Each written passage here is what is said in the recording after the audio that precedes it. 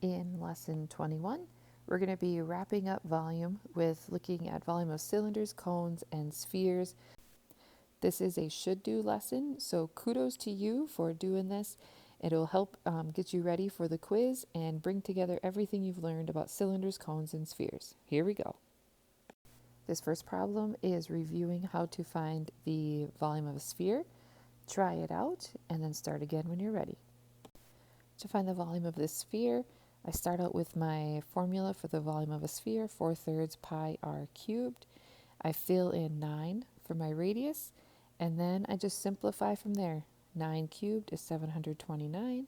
I rearrange it as 4/3 times 729. I did the simplifying before I multiply. So 3 goes into 3 once, 3 goes into 729 243 times. 243 times 4 is 972. I still have pi. So that's going to be the same as May, because when I calculated it out, I got 972 pi for my volume. In the next problem, they give you the volume of the sphere, and you need to find the radius. So tackle this one on your own for a little bit, and then start again when you're ready. Okay, so start out this problem. I started with the equation, or the formula that they gave us. I know the volume is 288 pi, trying to find the radius. So we're trying to get r by itself.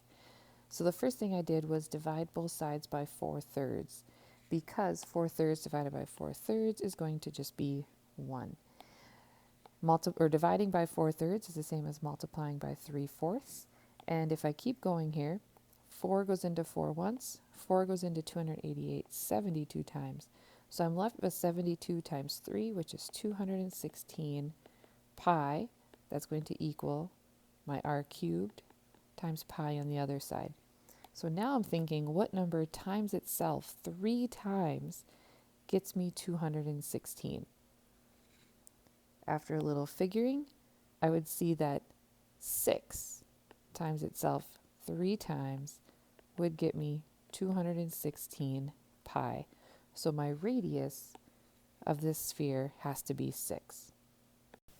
Okay, notice here that we are going ahead to activity 4. That means we've skipped the info gap activity in this lesson. Read this one over, try it on your own first, and then start again when you're ready. Okay, this problem is bringing together all of the shapes that we've been working with for volume. First, the volume of the cylinder would be 18 pi, or if you use 3.14 for pi and multiply it out, you get 56.52 cubic centimeters. So we're trying to figure out which one of these could hold all of the water from the cylinder. So the cone, given these dimensions, it's going to have a volume of 24 pi. That is more than 18 pi. So yes, the cone could hold everything from the cylinder. Number 2, the cylinder would end up with the same volume of the original cylinder of 18 pi. So that one could also hold everything.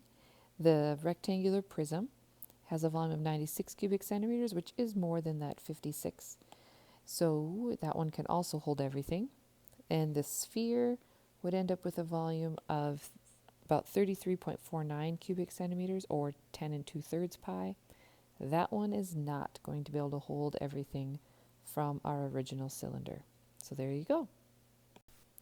The big thing in this lesson is just to be able to use all of the volume formulas. You see a bunch of them here on this slide. Please make sure that you ask any questions as you need, and great job making it through this video.